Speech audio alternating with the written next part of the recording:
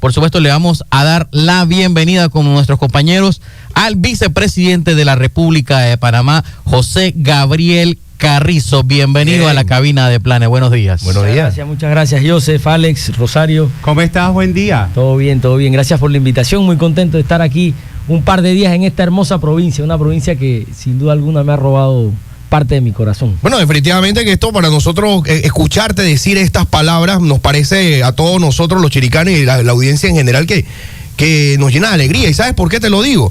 Porque a veces sentimos de que la provincia, siendo una provincia muy próspera, agricultura, o sea, tenemos, es como una segunda capital, tú lo sabes. A veces nos sentimos como abandonados.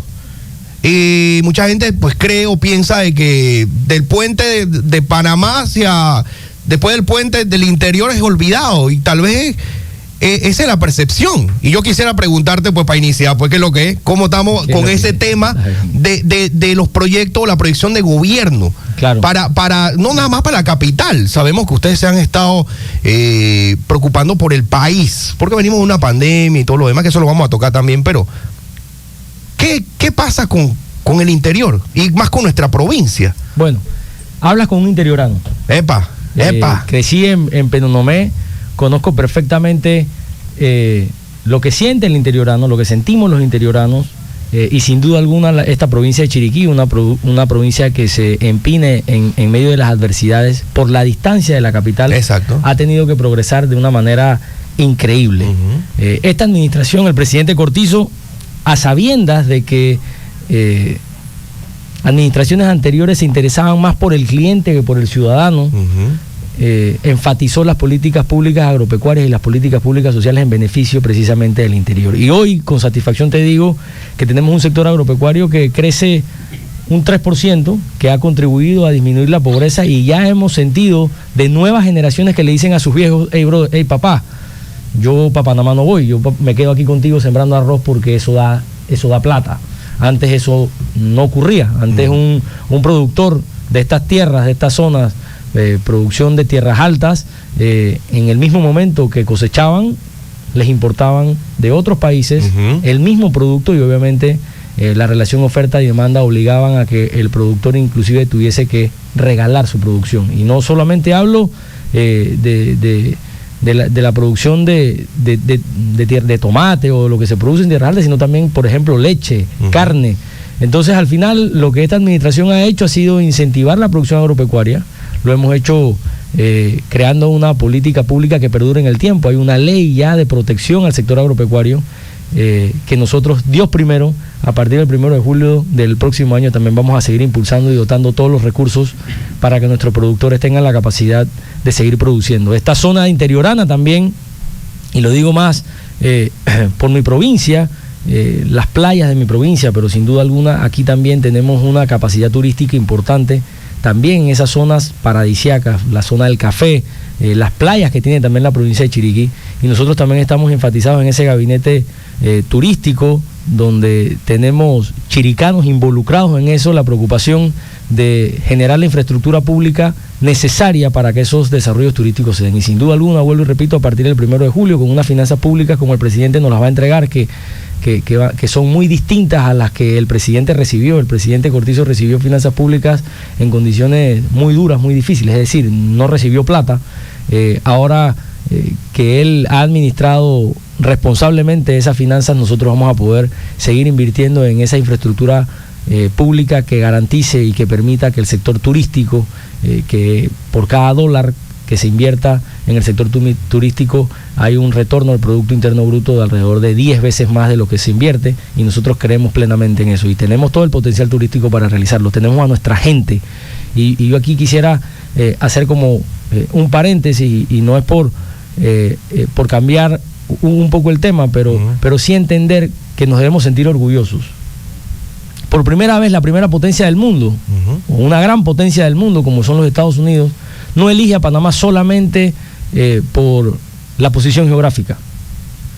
El gobierno de los Estados Unidos acaba de decir con su secretaria de Comercio que Panamá es un país donde las empresas van a poder venir a instalarse para producir los chip acts, los semiconductores, y la gran mayoría de los aparatos que nosotros tenemos aquí utilizan esos semiconductores. Pero les comentaba que la decisión no fue por la posición geográfica de Panamá, como no es por ejemplo el canal de Panamá se hizo aquí por su posición geográfica, la zona logística se hizo por su posición geográfica. Eso ocurrió producto de la capacidad que tuvo el panameño, por ejemplo, en manejar la crisis de la pandemia. Eso ha sido producto también de una política pública del presidente de la República en fortalecer la democracia, en generar estabilidad.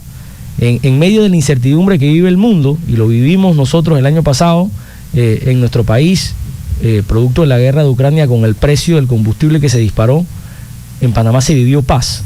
A pesar de las protestas que tuvimos la capacidad de sentarnos a dialogar, y esa capacidad, ese talento humano, los Estados Unidos lo vio, y es una gran oportunidad para que nuestros jóvenes, para que panameños y panameñas se capaciten en esas materias que van a garantizar sueldos buenos y trabajos y salarios buenos para la producción de esos semiconductores, que es una de las industrias que obviamente repercute inclusive en la seguridad del mundo, en la seguridad nacional del mundo. Así es que nos sentimos muy contentos, nos sentimos optimistas, y trabajando en equipo estoy seguro que vamos a seguir echando hacia adelante este hermoso país y esta hermosa provincia. Dentro de todo lo que has mencionado con tema de turismo, de producción, el tema de la salud, porque acá sabemos que, por ejemplo, en el distrito de Bugaba se había estado dando una petición al gobierno central desde inicios, pues hablemos de que nos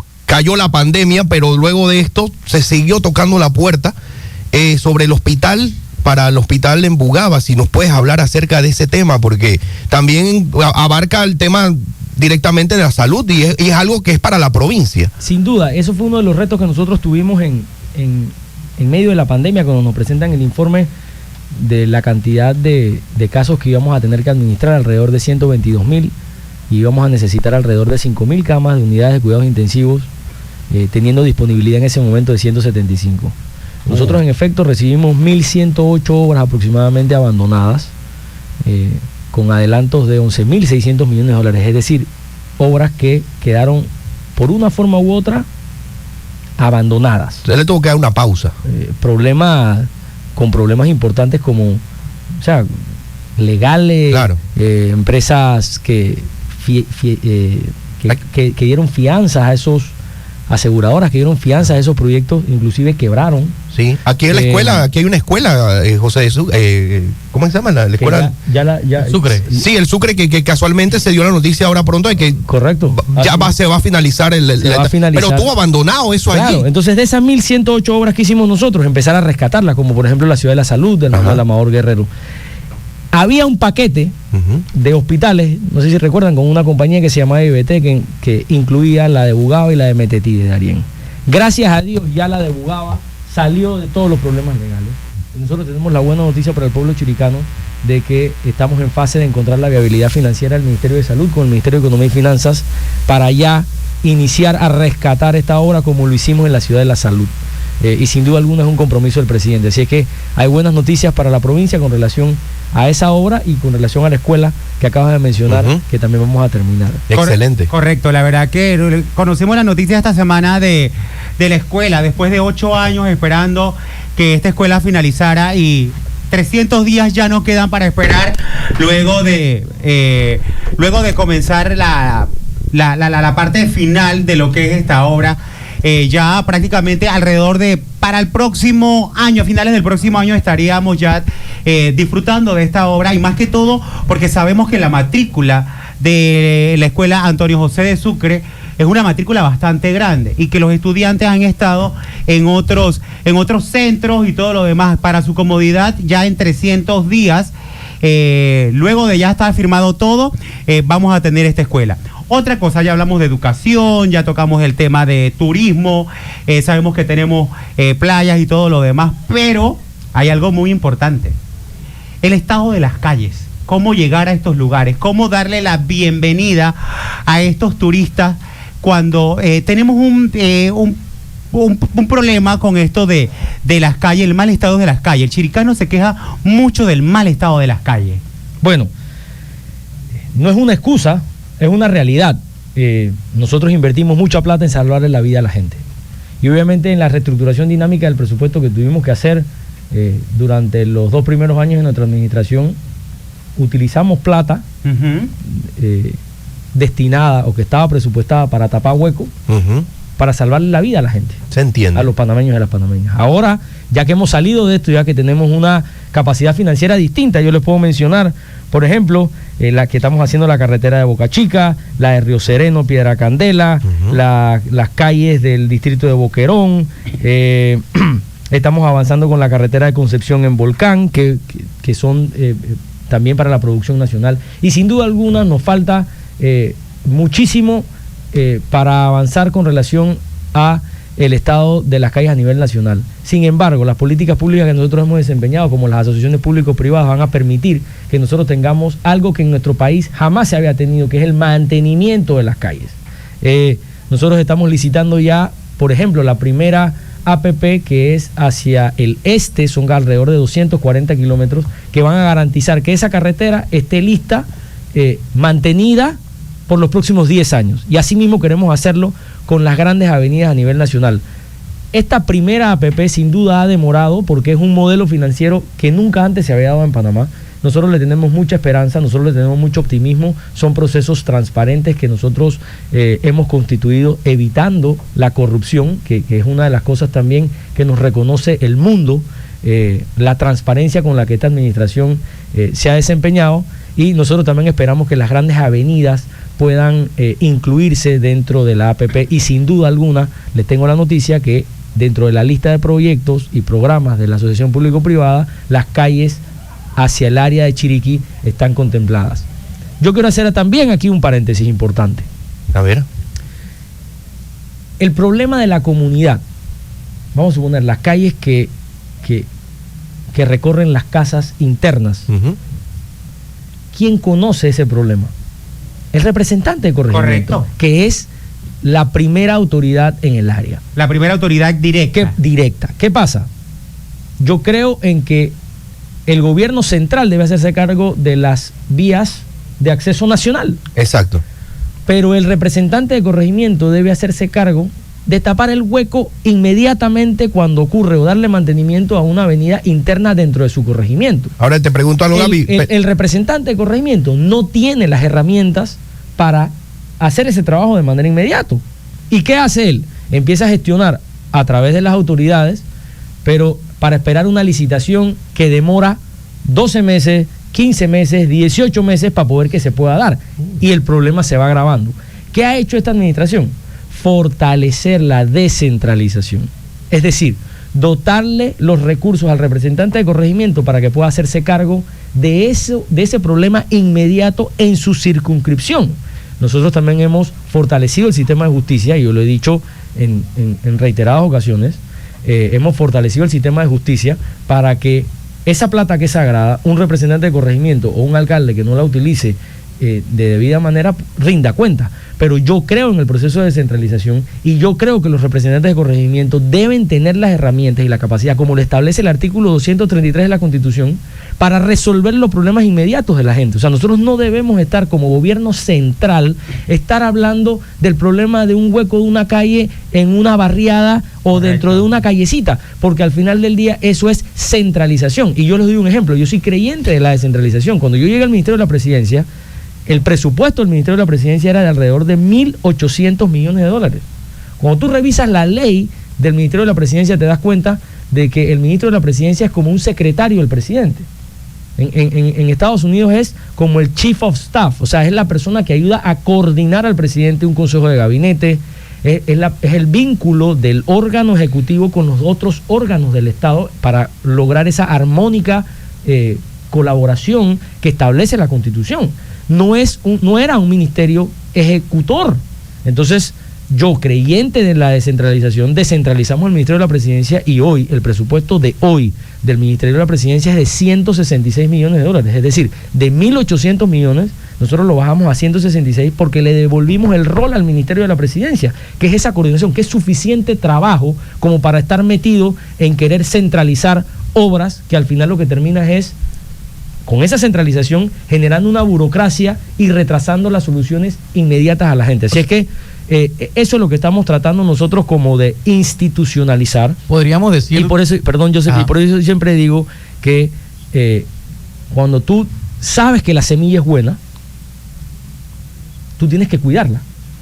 Nito, el gobierno del presidente Cortizo, ha sembrado una buena semilla en fortalecimiento de la institucionalidad, en fortalecimiento de la democracia, en el respeto a los otros órganos del Estado. Y nosotros debemos cuidar esa semilla para que crezca, puede germinar para que pueda germinar y para que los panameños y las panameñas, sobre todo los más humildes, podamos cosechar esos frutos de lo que nosotros hemos hecho, porque sin duda alguna hemos tenido años muy difíciles con administraciones pasadas. Podríamos decir entonces que parte de, por decirlo así, de una forma, de la culpabilidad de las calles en estas barriadas pudiese recaer entonces en representantes, porque si caemos en cuenta, desde marzo de este año se han entregado, sí, algunos desembolsos, pero muchas personas se quejan de que las calles, incluso de marzo acá, han empeorado más de lo que yo creo que no estamos en el momento de culpar a los representantes de corregimiento, porque los representantes de corregimiento no han tenido las herramientas para resolver esos problemas. Okay. Cuando a mí me preguntan los fondos que reciben los representantes de corregimiento, sin duda alguna los problemas de su comunidad sobrepasan eso que reciben, y sobre todo en el interior. Vamos a hablar de representantes del interior. A mí que alguien me diga a dónde va una familia que no tiene cómo enterrar a su familiar que acaba de morir y que no tiene los 800 o los $1,200 para comprar un ataúd. ¿A dónde va?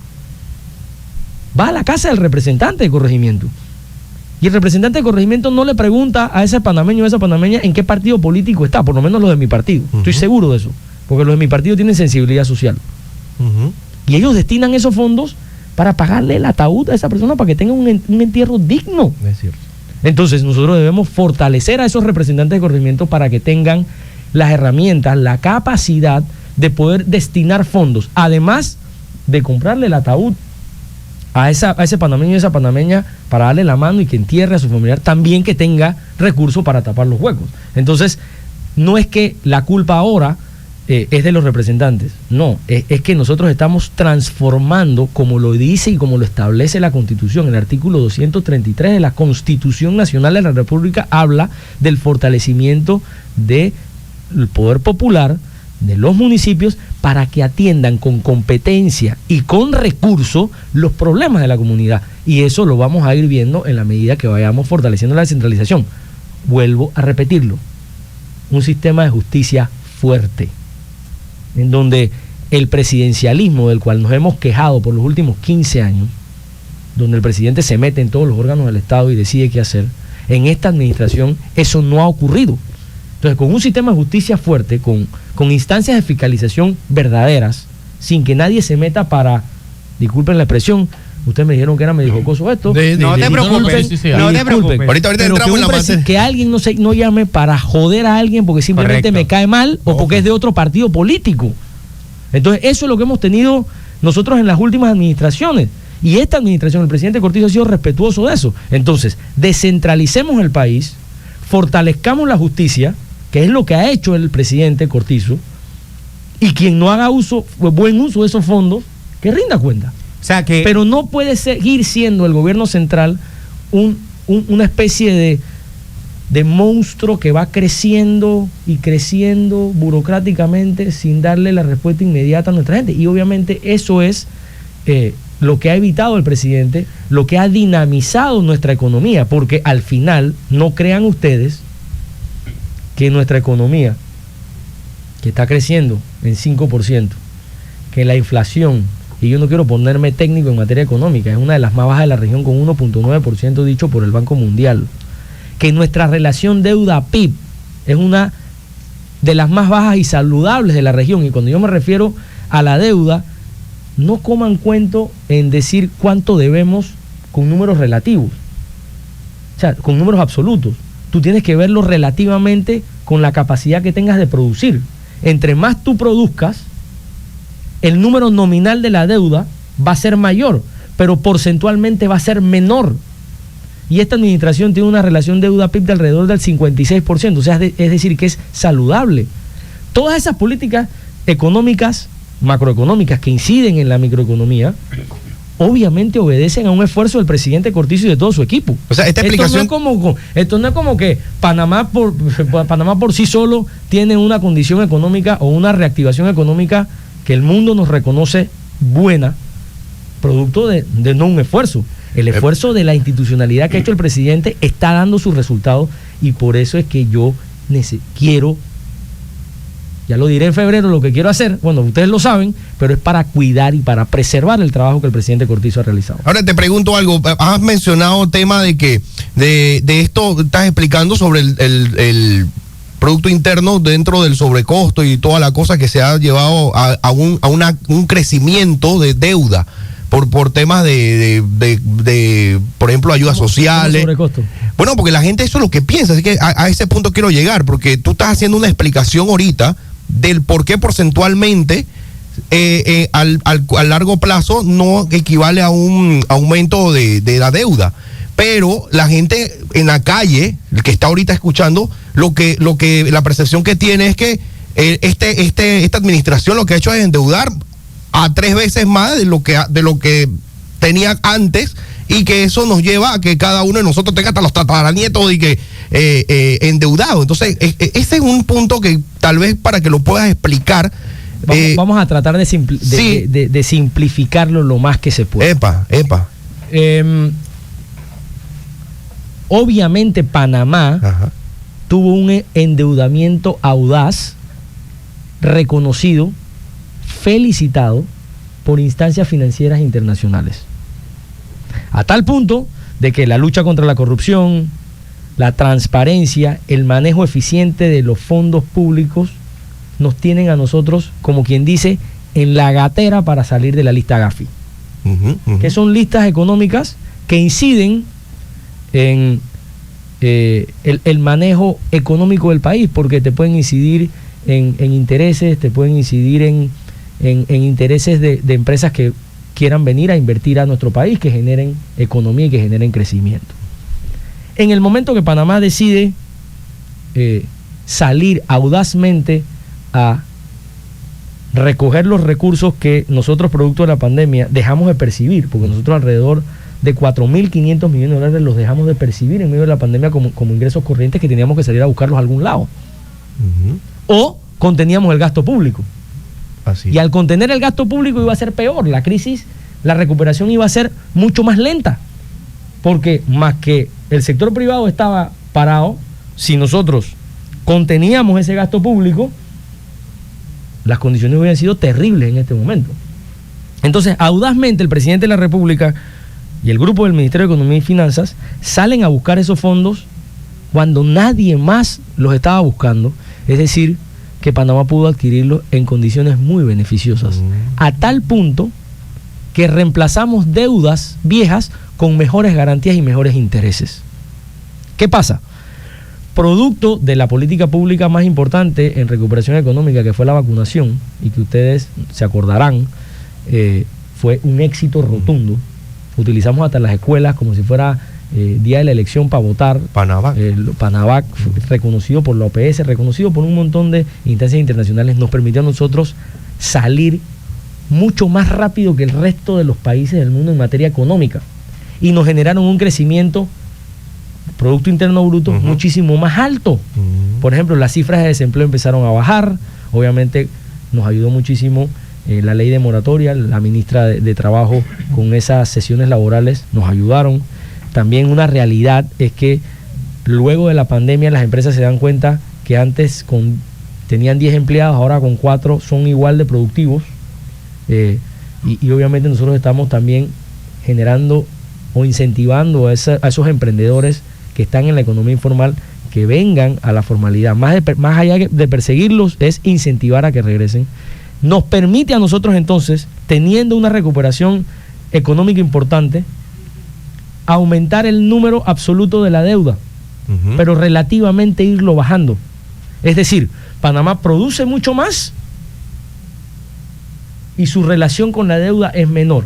Por ejemplo, si tú ganas $1,000, tú vas al banco y el banco te va a prestar X cantidad de plata y tú vas a pagar alrededor de $200 o $300 al banco porque son los que los $1.000 te permiten a ti una capacidad de pago. Una capacidad de pago. Vamos a suponer que tú le pediste al banco $10.000 porque era lo que tú podías pagarle con tu salario de $1.000. Okay. Si tú tienes un salario de $1.000 y tienes una deuda de $10.000, tú estás endeudado en un alrededor de 65-70%. ¿No? Eso es full capacidad. Full capacidad. Sí. Está bien. Si tú ganas, si a ti te aumentan el salario y tú ganas $5.000 y tú aumentaste de $10.000 a $20.000 tu deuda, tú no estás en 60 o en 70%, tú estás en 40%. Pero en el número absoluto tú debes 20.000. Más el doble de lo que... Ey, Alex, tú debes más plata. Yo no debo más plata si yo estoy ganando más plata. Okay. No, pero tú debes más plata si tú debes $20.000. Sí, yo debo $20.000. Antes debías nada más 10.000. Exacto. No, brother, pero es que mi capacidad de pago era por $1.000, ahora es por $5.000. No estoy más endeudado. No sé si me explico. O sea, la deuda se mide relativamente en base al Producto Interno Bruto y lo que debes. Es que está buena. Decir, cuando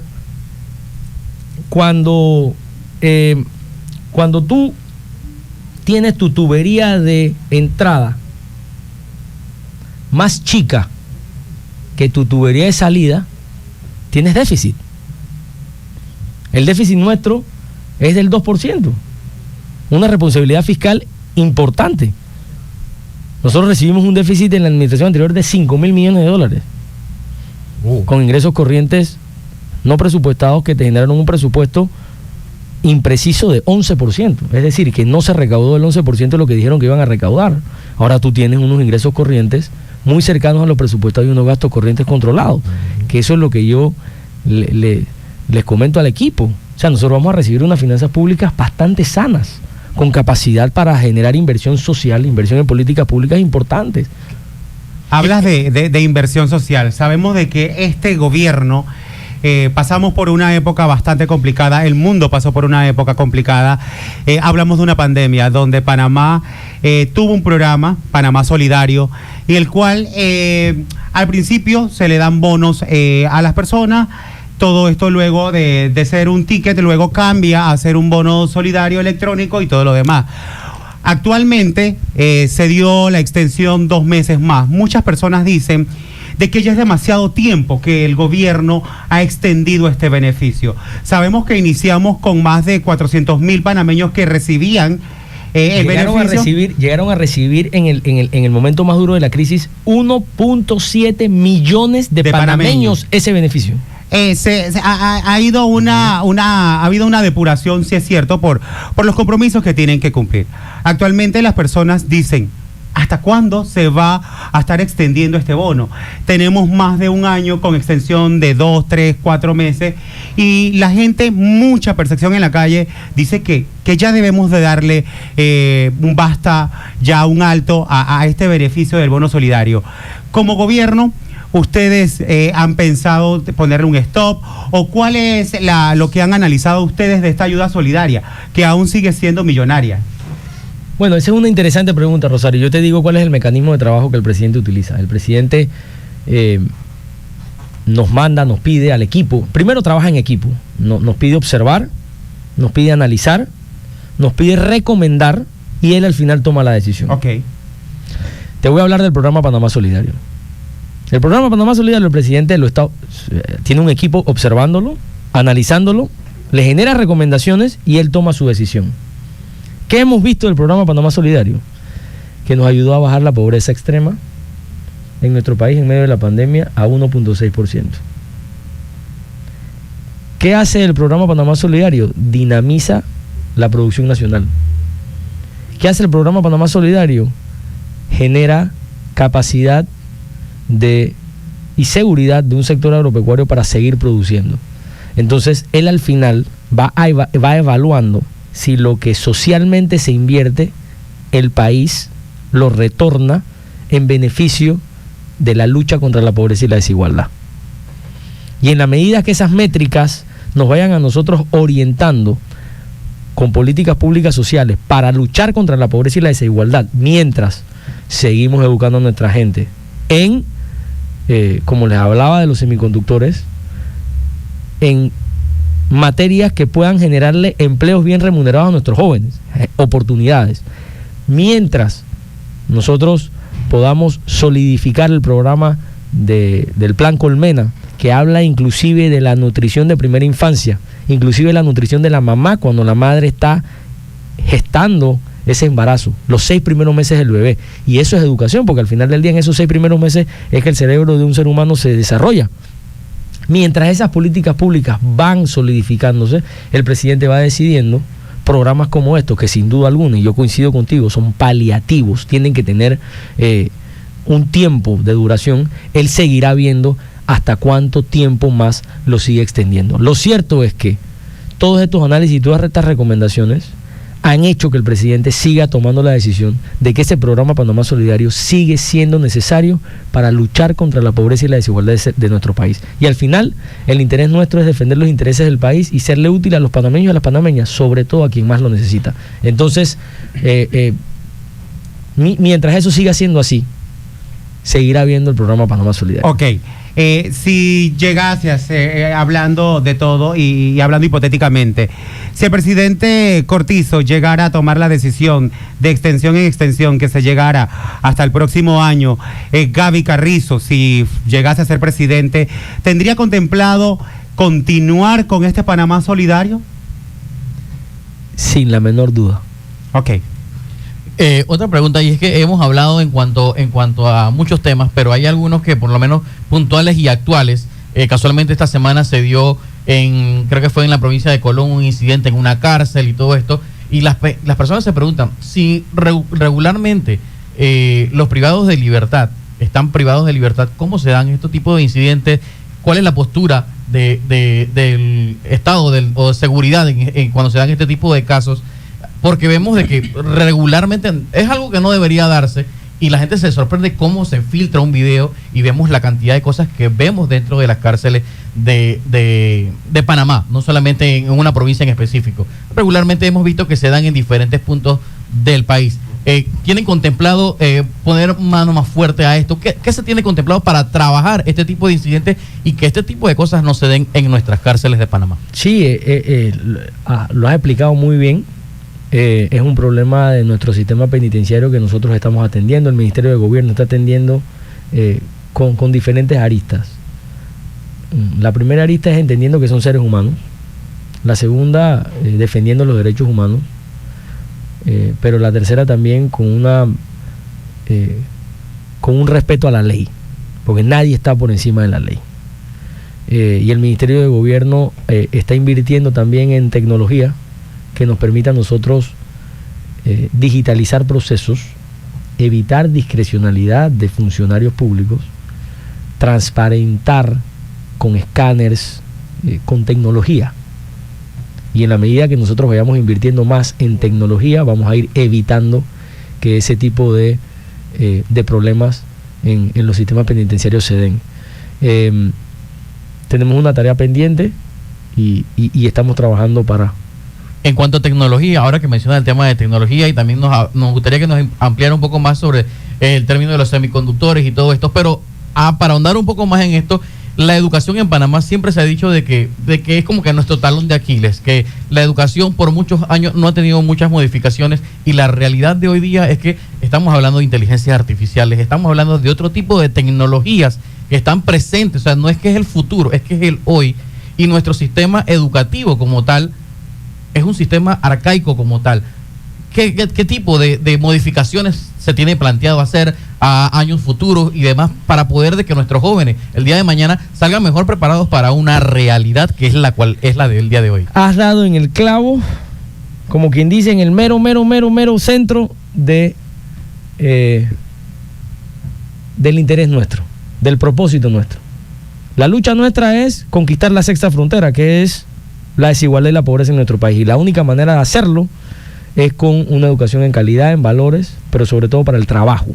Es decir, no puede estar dándole clase a un joven de mecanografía cuando ya las máquinas de escribir no existen. Entonces nosotros tenemos contemplado en un plan de acción con el que llegamos a gobierno Primero, en que ninguna de las páginas hablaba de pandemia. Tú buscas la palabra pandemia en ese plan de acción y no existía. Sí existía el Instituto de Perfeccionamiento y Bienestar del Docente, que ya es ley de la República. Entonces, lo que nosotros queremos hacer es darle seguimiento a aquellas tareas que producto de circunstancias en nuestra administración, en nuestro periodo, no pudimos realizar, y ese es mi interés de llegar a ser presidente, porque yo creo y estoy convencido que nosotros debemos capacitar a nuestros educadores, capacitar a los capacitadores a través de este Instituto de Perfeccionamiento del Docente, que vuelvo y repito, ya tiene ley, ya es ley de la República, sancionada por el presidente, y les comento algo más, ya también tiene fondos destinados para su funcionamiento.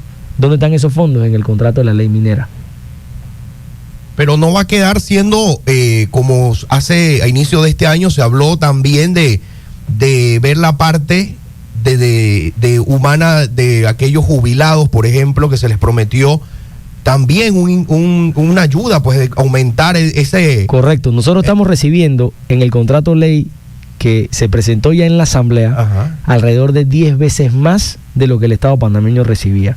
Y allí tenemos, por ejemplo, la garantía de que ningún jubilado de nuestro país gane menos de $350. O sea que eso no se ha olvidado. Entonces. No, eso está contemplado en el contrato. Y de llegar a ser presidente y eso no se pueda... No se puede.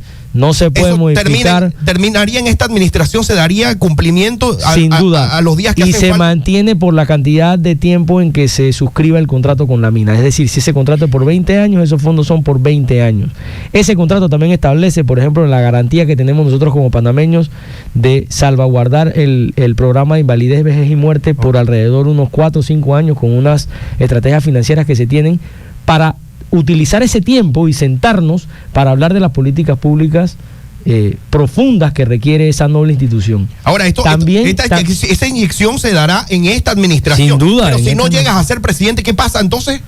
Por el tiempo que acabas de mencionar. No, todas estas cosas se dejan concretadas en esta administración, y te digo algo, Dios primero, yo voy a ganar. Sí, está con bien. tu apoyo. No, pero espérame, no. Estaba esperando que lo dijeras. Con tu voto, Rosario. Estaba esperando Así que que no lo tengas dijeras. duda de eso, tú tranquilo. No, yo me encargo de eso. Lo que pasa es que el de a pie sí se queda pensando de que si en caso tal, es muy bueno lo que acabas de mencionar, porque es entendible de que se está trabajando para poder darle esa solución al problema. Pero mencionaste algo. Ese paliativo es mientras 4 o 5 años se sientan a llegar a ver qué pasa con esto, con la caja del Seguro Social. Claro, 4 o 5 años, ojo, 4 o 5 años con condiciones mínimas del contrato. Ajá. Ok. Yo le tengo mucho optimismo, producto también de lo que hemos hablado, inteligencia artificial, correcto, semiconductores, de que el precio del cobre puede ir para arriba. Y en la medida que más gane la empresa, más va a ganar el Estado panameño. Ha sido un contrato, la verdad es que muy bien negociado. Ok. Hablando de contratos y eso, no sabíamos que había participado en una película. Salió Gaby Carrizo en una película reciente. Ahí tenemos una de las imágenes. La tenemos en pantalla. Está buena esa foto. Espérate. ¿Este sería un Ken qué? ¿Tan pretty o qué? Ken. Oye, pero de hecho, de la fantasía a la realidad, le voy a decir, no es mucha la diferencia. Póngame de nuevo la foto, por favor. Ahí hay un piropo. Mira con los piropos. Atención. No, pero es la verdad, no es tanta la diferencia. Atención, Julieta, atención. Se necesita en la cabina de planes, por favor. Oye, no, pero muy buena lograda la foto. Así que este sería el Ken presidencial. El Ken presidencial. Así que la verdad que... Mira que qué coincidencia, llegas a ser vicepresidente más joven en el periodo del 2019 al 2024 y eres el candidato a la presidencia del próximo mayo de 2024 más joven. Asimismo es un gran reto, es una gran responsabilidad y por ejemplo el presidente me encomendó la tarea de representarlo en Unión Europea CELAC. Y cuando tú escuchas hablar a las potencias más importantes del mundo, de Europa por ejemplo, te das cuenta que el mundo cambió después de la pandemia. La pandemia es un antes y un después. Se agrava con la condición de la guerra en Ucrania, que vulnera o que inestabiliza los precios, por ejemplo, de los combustibles, los fertilizantes, y eso obviamente te genera incertidumbre. Y también el reconocimiento de algunos de que le corresponde a una nueva generación, producto de ese antes y un después, generar las políticas públicas nuevas, hablar de inteligencia artificial, hablar de semiconductores. Claro. Son expresiones que solamente entiende la nueva generación. Hablar de emprendimientos, economías naranja, se le hace más fácil a una nueva generación entenderlo. No estoy diciendo que las personas con mayor edad no tengan la capacidad, ni la capacidad o que vayamos a jubilarlos. Al contrario, son requeridos porque su capacidad de resiliencia, su capacidad de paciencia. A veces nosotros los jóvenes somos mucho más inmediatos. O sea, más impulsivos. Ya en el celular, ya más gente sabe que yo estaba aquí, producto de sus redes sociales, que en un dial de la radio. No sé si me explico. Claro. O sea, más rápido tú te enteras de la noticia cruda que procesada por un periodista. Correcto. Eso es una verdad. Exacto. O sea, entonces esa inmediatez de la nueva generación es requerida para administrar los nuevos tiempos. Es requerida para administrar un país. Y que Panamá sea competitivo. Gaby. Gaby Carrizo maneja sus redes sociales, él responde comentarios. La esposa. Sí, Julieta. Ay, por Dios, qué fuerte, ¿eh? Oye, chicas, ya saben, quien responde es la esposa. Cuidadito con algo. No. Yo tengo que ser bien franco. Yo tengo que ser bien franco. Yo no veo redes sociales.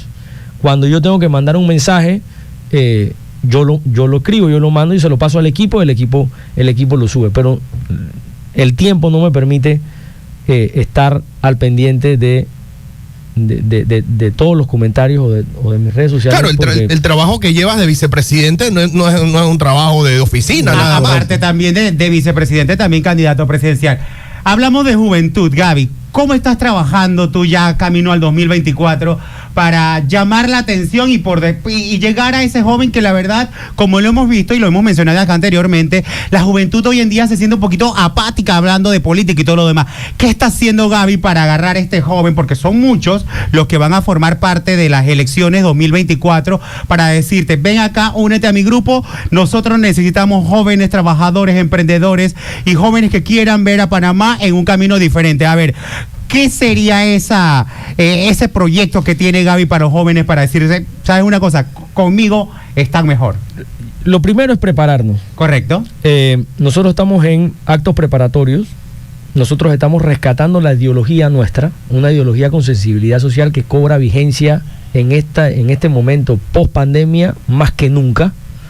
Yo tuve la oportunidad de compartir con los jóvenes de la Internacional Democracia. Ahí nosotros tenemos una vicepresidenta, María Alejandra Panay, una joven talentosa, debatiendo también sobre las propuestas de una socialdemocracia en medio de esta pospandemia. También tuve la oportunidad de compartir con el Frente de la Juventud de nuestro partido, que está también en actos preparatorios hacia unos comicios electorales. Pero sobre todo les comentaba yo a los jóvenes en estos actos preparatorios la gran responsabilidad que nosotros tenemos. O sea, saber que es esta nueva generación a la que le corresponde gobernar para entender los problemas de los jóvenes. Hay muchas veces que los jóvenes hablan menos y escriben más. Hay muchas veces en donde la cordialidad es mayor de un WhatsApp que física. Entonces la responsabilidad de entender eso y ver cómo humanizamos el mundo.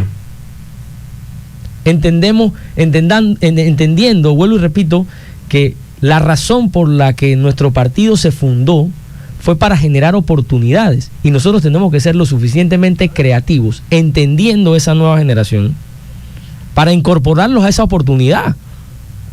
A los ideales. Y a la oportunidad real de vida. De vida. ¿Sí? A ser más solidarios, a ser más humanos. O sea, entonces solamente eso lo va a hacer una nueva generación que entiende que el mundo cambió después de la pandemia. Correcto. Aquí no va a venir, o sea, de verdad, más fácil, y esa es la tarea, esa es la responsabilidad que cae sobre el peso de esta nueva generación. Pero más fácil, más rápido tenemos las soluciones nosotros a nuestros propios problemas que otro nos las venga a dar. O que alguien que gobernó el país hace ya 15, 20 años venga a decirnos cómo se arreglan los... Es más, no entienden los problemas de hoy. Y uno de No hace lo 10 años entiende. tampoco. Uno de hace 10 años tampoco. Tampoco, vuelvo y repito, el mundo cambió después de la pandemia. Oye, Después de la pandemia, escúchenme bien, después de la pandemia hay un antes y hay un Claro. después. Exacto. Pero todavía hay Es gente. una realidad. Pero todavía hay gente que no le ha cambiado nada y están y que hay para mí. Todavía siguen diciendo lo mismo. ¿qué pasa con el que hay para mí con Gaby Carrizo? ¿Qué piensa Gaby Carrizo con el que hay para mí, Gaby? Entonces, Pa' esa ¿qué es lo gente- que hay para mí? ¿No hubo pandemia o qué? Mira, yo voy a ser sincero, bien sincero con ustedes, y lo he repetido en innumerables ocasiones. Para mí el peor acto de corrupción es la doble moral.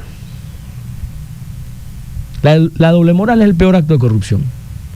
Nosotros tenemos que fortalecer un sistema de justicia que blinde los recursos del Estado, porque los recursos del Estado son sagrados.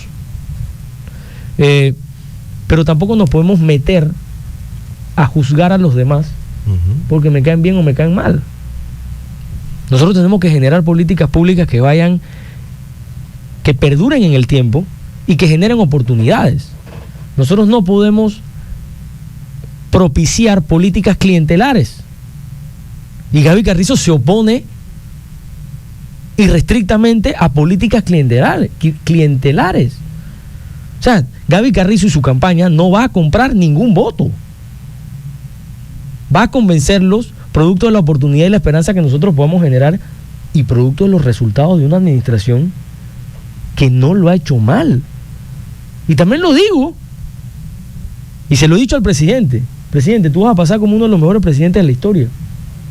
Pensabas Porque ser. pudo ser, en el mayor momento de dificultad, pudo ser estadista. Pudo concentrarse en su misión y salvamos muchas vidas. Correcto, ¿qué es lo importante? ¿Qué es lo importante, ¿Qué la es la verdad? Porque si pensabas en ese momento que ibas a ser presidente. Nunca. Como los niños que de pronto tú sabes que antes se decía, ¿qué Ey. quieres ser en la escuela? Le preguntaban y decían, no, yo quiero ser presidente. Pero Hey, brother. tú venías de ese tiempo de pensar. Brother, cuando nosotros estábamos en la pandemia y recibíamos diariamente la cifra de los muertos, y nosotros teníamos acceso, obviamente, a algo que no podíamos hacer público, a los muertos por distrito, por corregimiento, Sí, claro. por nombre y número de cédula. Y muchas veces, no sé si ustedes tuvieron alguno cercano a ustedes, pero Vecina frente. muchas veces, por ejemplo, cuando llegaba a Penonomé, yo no quería ni verlo. Y en ese momento, la razón por la que el presidente me escogió a mí en aquel momento de ser presidente, él lo dijo cuando me nombró: Gaby, yo no te estoy nombrando a ti, yo estoy nombrando una nueva generación. Tú no eres tú representas una nueva generación que también reclama su espacio para ayudar. Y en ese momento yo entendí: hey, yo soy vicepresidente de la República para ayudar a Nito, para ayudar al presidente a salir hacia adelante en la peor crisis de la historia de la humanidad de los últimos 100 años. ¿Qué voy a estar yo pensando en ese momento si quería ser presidente o no presidente? Olvídate de esa vaina. Yo lo que estaba concentrado era en salvar vidas, no decepcionar no solamente a Nito, sino no decepcionar a esa nueva generación que tenía la oportunidad o que se veía reflejada en mí, que una persona como Nito nos había dado ese espacio. Nunca lo pensé. Ahora, cuando nosotros salimos de la pandemia, nos dimos cuenta del trabajo, nos dimos cuenta las proyecciones económicas que venían, que son las que estamos viendo hoy. Y también nos hemos dado cuenta de que, por ejemplo, de 125 acciones del plan de acción, se nos han quedado pendientes 25, producto de la pandemia. Vamos a poder ejecutar 100, entre 100 y 101, 102, pero nos hacen falta 25. Hey, terminemos el trabajo. O sea, estamos diciendo Terminemos el trabajo. Estamos diciendo Y que necesitamos 5 años más para terminar el trabajo. de lo que se habló en la campaña pasada, se ha cumplido hasta el momento 100 y quedarían 25 aproximadamente pendientes. Alrededor de 25 pendientes. Ok. Hablando también un poco sobre eso que mencionas de la juventud, es interesante ese tema de que muchos jóvenes son los que salen graduados hoy día, títulos universitarios, pero qué difícil se les hace poder insertarse en el mercado laboral, tanto en la privada e incluso poder entrar a colaborar en instituciones del Estado. Fíjate que yo veo porque, habrá múltiples razones y nosotros tenemos que evaluarlas, pero una de esas razones es que lo que estudias ya está o desfasado, no hay campo. Ya está desfasado, Sí, o no sí, tienes sí. la suficiente. Saturado también. Ya está saturado. Uh-huh. O sea, entonces, ¿cómo incentivamos nosotros a los jóvenes a estudiar estas carreras innovadoras? Uh-huh. Yo leo varias cosas y sobre todo universidades en Estados Unidos que estoy seguro que lo que están enseñando, que no es ni licenciatura ni ingeniería, van a ir cambiando el nombre de lo que te graduaste, porque ahorita mismo no tienen. Yo conozco, por ejemplo, en la Universidad de San Diego, están graduando a pelados de inteligencia artificial que requiere un sinnúmero de conocimientos matemáticos, científicos, tecnológicos, también de conocimiento de sistemas, que al final, ¿cómo se llama lo que estás estudiando? Pero lo estás estudiando. Y te digo algo, esos pelados vienen a Panamá y no tienen necesidad de buscar trabajo. Las empresas dicen que investigan quién está estudiando esta vaina y los llaman. Cuando vienen aquí a hacer verano, los llaman a sus empresas para que vengan, para que los ayuden y vayan haciendo eso. La capacitación. O sea, lo que se conoce como trabajo de summer, o sea, el trabajo de verano de 3 meses, que lo practica mucho, por ejemplo, el Canal de Panamá, que lo practican grandes compañías, pero ellos mismos van chequeando, Alex está estudiando esto allá, yo lo voy a pescar, yo lo voy a reclutar. Mira la diferencia entre un pelado que está estudiando otra cosa, que le va buenísimo, por ejemplo, en la Universidad Tecnológica de Panamá, donde salen los mejores ingenieros, no solamente de aquí, sino del mundo. Cónchale, a veces les cuesta mucho trabajo la primera oportunidad. Entonces, yo creo que una de las razones es ir viendo cómo orientamos a la juventud para que vayan estudiando carreras que puedan ser inmediatamente insertados en un sistema laboral bien remunerado y que también tengan la capacidad de emprender. El emprendimiento, o sea, que tengan la capacidad, porque, bueno, tú hablabas de los podcasts. Uh-huh. Yo tengo un amigo que subió un podcast explicándolo de los semiconductores, que fue la explicación que a mí me llegó como 7 veces más sencilla de todas y que tuvo un alcance, estoy seguro, mayor de esa noticia que cualquier medio tradicional. Claro. No sé si me estoy explicando. Sí, entonces, claro. Esos pelados innovadores, esos pelados brillantes, que a través de esos emprendimientos pueden generar su recurso. ¿Me explico? Y nosotros necesitamos incentivar eso. Yo me quedaría con ustedes aquí hasta la 1 de la tarde, pero yo tengo que visitar gente, visitar dirigentes. Para ir, tengo que visitar la familia Gozaine, ¿ustedes la conocen? La familia Gozaine. ¿Me están apoyando? Por ahí me dijeron que la tía Debbie te está esperando, así que nada más te digo que vaya a disfrutar. Para finalizar, vamos a la cabalgata Mañana vamos a estar. Invitación a toda mañana vamos a estar, Dios primero, allá en la casa de nuestro candidato alcalde Pucho Morales. Con gran parte de la familia PRD y miembros independientes y de otros partidos políticos que ya también han manifestado su interés de apoyar nuestra candidatura. Y vamos a estar, mañana voy a estar en lo que me gusta, montar caballo, papá. Yo iba a preguntarle eso. ¿Sabe Gaby Carrizo montar o no sabe montar? Yo creo que desde cuando yo nací, mi abuelo me agarró, mi abuelo Guille, que en paz descanse, me agarró y me llevó un caballo. Mira, yo no. Y hay fotos, mira, hay evidencia de esa vaina. Quiero que sepa que él ha sido el sueño de toda su vida. ¿Qué cosa? Ver nacido montando. Oye, bueno, la verdad. Oye, interesante. Mañana vamos a estar también por el área de Bugaba, observando la segunda cabalgata más grande de Chiriquí. ¿De Chiriquí? De Chiriquí del país. Desde la cabalgata, las cabalgatas son en Chiriquí. Gaby, yo sé que sin duda. Sí. Gaby, tú dices que ya tú tienes una parte de tu corazón, que Chiriquí forma parte. ¿Cómo? Se ha robado una parte de tu corazón y todo lo demás. No me has preguntado por qué. ¿Por qué? Porque mi hermano se enamoró de una chiricana. Hay razones. Y tengo 3 hermosos. Imagínate, ¿de cuándo iba a decir eso? Mira, 2 sobrinas Ajá. y un sobrino Chiricano. chiricano. ¿Vio? O sea, hay Carrizo chiricano. Pero ven acá, te pregunto algo. Gaby Carrizo sabe decir meto como un chiricano de verdad. Meto, claro que sí. Oye, queremos. Es más, y soy miembro de un equipo de Lazo de Chiriquí. ¿Ah, sí? Los Astros. Ah, sí, mira. Y es que mira, Ahora mira, soy banca. Pero estoy ahí. Tengo mi camisa. Lo importante es estar ahí. Pero sabes una cosa, el candidato resultó ser completo. Cabalgata, sabe enlazar todo lo demás. Mira cómo le brillan los ojos. Dice Mira. meto como tiene que ser. Pero entonces dígale lo que usted nos dijo, nos prometió y a la audiencia, porque toda esta semana ha estado diciendo que él te iba a preguntar algo. ¿Qué hay para mí? Dice. Ay, por Dios. Mira, ¿sabes una cosa? Yo escuché a Gaby, Ajá. Bien. joven, Ajá. siendo el primer vicepresidente con 36 años, Ajá. ya con una experiencia, llega a ser el candidato presidencial. Mira, Gaby, ¿Qué pasó? mira esta vaina. ¿Qué pasó? Oh. ¡Vamos con todo! ¡Vamos con todo! Pero Gaby, te la vas a creer. Gracias, Rosario. Así mismo le dijo al candidato anterior. Yo le creo a Rosario, papá. Mira, Gaby es de Coclé, ¿verdad?